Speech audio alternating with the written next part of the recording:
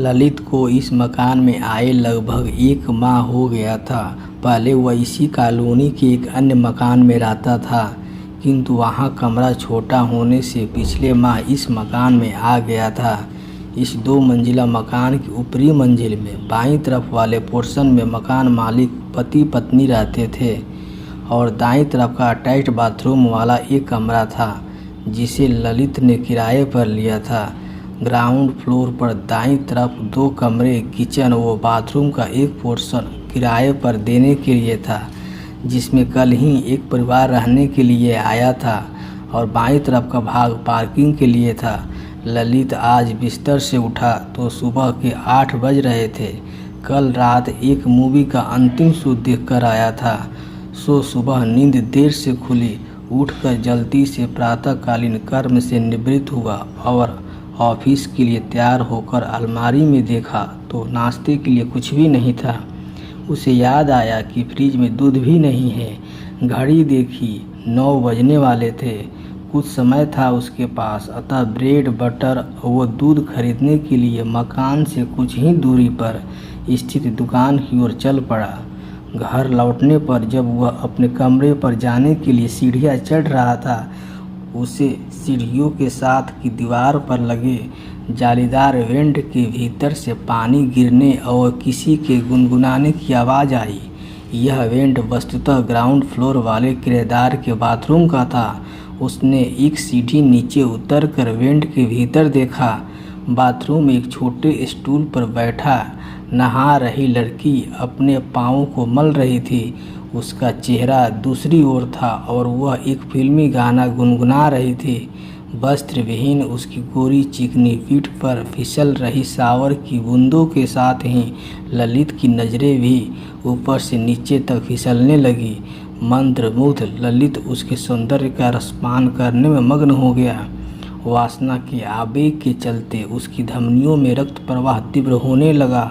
इसी स्थिति में 2-3 मिनट की मदहोशी से जब वह जागा, जब सहसा लड़की खड़ी होकर पलटने का उपक्रम कर रही थी। हड़बड़ाकर फुर्ती से वह सीढ़ियों पर चढ़ गया।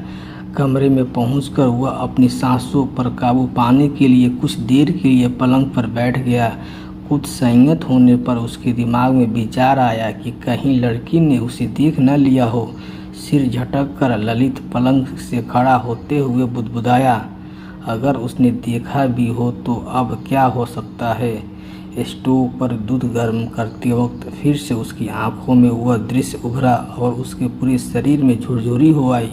मूलतः वह एक संस्कारिक युवक था, किंतु इस दृश्य ने उसके तन बदन को सुलगा दिया था। उसके आधा गिलास पानी पीकर स्वयं को संतुलित किया और फिर ब्रेड को बटर के साथ सेक कर दूध के साथ नाश्ता किया। ललित ने कॉलेज के निकलते ही बीमा विभाग की एक प्रतियोगिता परीक्षा दी थी और उसमें सफल हो जाने से अपने गांव के नज़दीक ही इसी शहर में एक इंश्योरेंस कंपनी में डेवलपमेंट ऑफिसर बन गया था। आज कुछ देर हो गई थी, अतः उसने अखबार को हाथ भी नहीं लगाया और नाश्ते के बाद जूते पहनकर तेज़ी से नीचे आया। अपनी बाइक उठाकर वह ऑफिस के लिए रवाना हो गया। संयोग ही था, शाम को ऑफिस से लौटकर ललित जब घर के पोर्च में बाइक खड़ी कर रहा था, उसने देखा मकान के मुख्य दरवाजे से सामान्य कद काठी वाली एक खूबसूरत लड़की अपने हाथों में पर्स थामे भीतर आ रही है। उसने अनुमान लगा लिया कि जिस बेतकल्लुफ़ी से वह आ रही है, निश्चित ही वह उसकी पड़ोसी लड़की है। जैसे ही लड़की नज़दीक आई, आगे बढ़कर मुस्कुराते हुए बोला, हाय, मेरा नाम ललित है, Lalit Pandey, LIC development officer हूँ। मैं ऊपर वाले कमरे में रहता हूँ। आप लोग शायद ही कल आए हैं। इस मकान में आपका शुभ नाम जान सकता हूँ? मानवी लड़की ने भावविहीन चेहरे से संक्षिप्त जवाब दिया और अपने घर में चली गई। मानवी का संक्षिप्त उत्तर उसकी मुख मुद्रा देखकर ललित माथा ठनका। इसको शायद पता लग गया है कि मैंने बैंड से उसे नहाते हुए देखा है। वो धीमे कदमों से सीढ़ियों की ओर बढ़ा। सीढ़ियाँ चढ़ते समय उसकी नज़र बैंड पर पड़ी। उस पर भीतर से मोटा पर्दा लगा हुआ था। अब तो उसे पूरा विश्वास हो गया कि मानवी को मेरी चोरी का पता लग गया है। कमरे में पहुंचकर कपड़े बदलकर अनमना सा वह पलंग पर लेट गया। उसे पछतावा हो रहा था। उसे चोरी छिपे मानवी को नहीं देखना चाहिए था। कुछ ही देर में उनके विचारों ने करवट बदली। अरे क्यों परेशान हो रहा हूँ मैं? क्या उसे ध्यान नहीं रखना चाहिए था कि पर्दा लगा कर नहाती? अगर कोई प्रदर्शनी लगाएगा तो दर्शक तो आकर्षित होंगे ही ना। लड़की ही तो है वो, थोड़े नखरे दिखाएगी ही, आ जाएगी लाइन पर। थोड़ी कोशिश ही करनी पड़ेगी, बस इसको छोड़ना नहीं है मुझे। कमबख्त क्या बदन है उसका, खुली पीठ ही दिखी थी उसकी ऊपर। उफ, निगाह हटाने की जी ही नहीं कर रहा था मुझे। उसे हासिल करना ही है। इस विचार के साथ ही ललित ने तन बदन में बिजली सी दौड़ गई। वासना की आवेग, उसके पारिवारिक संस्कार दम तोड़ रहे थे। उसने निश्चय कर लिया कि वह मानवी को पाकर ही रहेगा।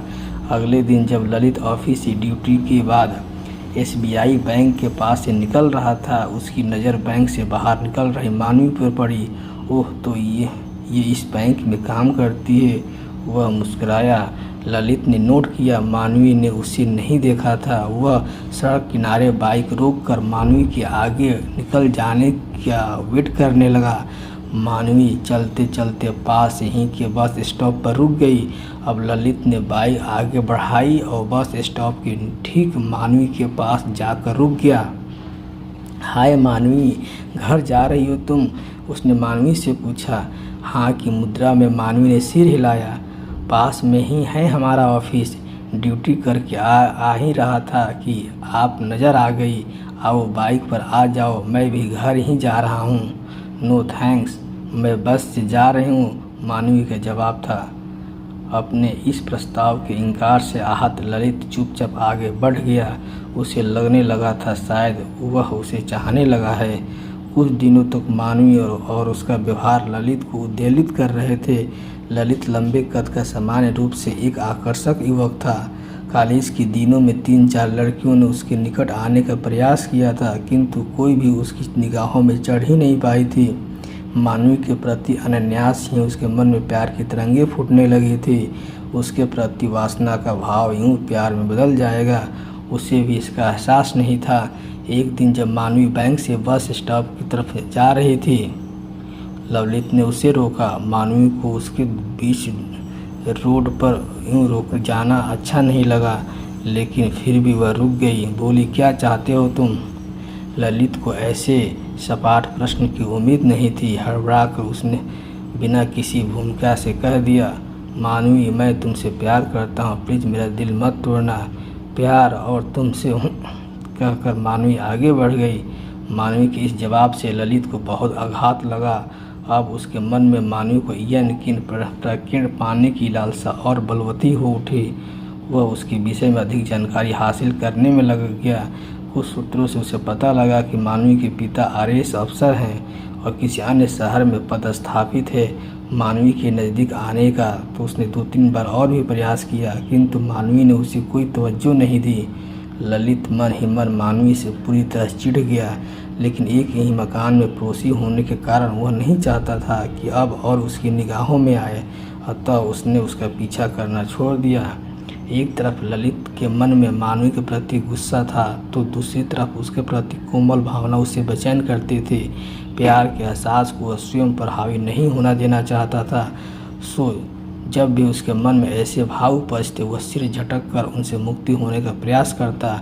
उस दिन मानवी को बैंक में कुछ देर हो गई थी। जब वह बस स्टैंड पर पहुंची तो बस निकल चुकी थी। इस रूट पर बस 1 घंटे में आती थी, अतः मानवी घर पैदल ही चल दी, जैसा कि उसे कई बार करना पड़ता था। उसका घर बैंक से लगभग 1 किलोमीटर दूरी पर था।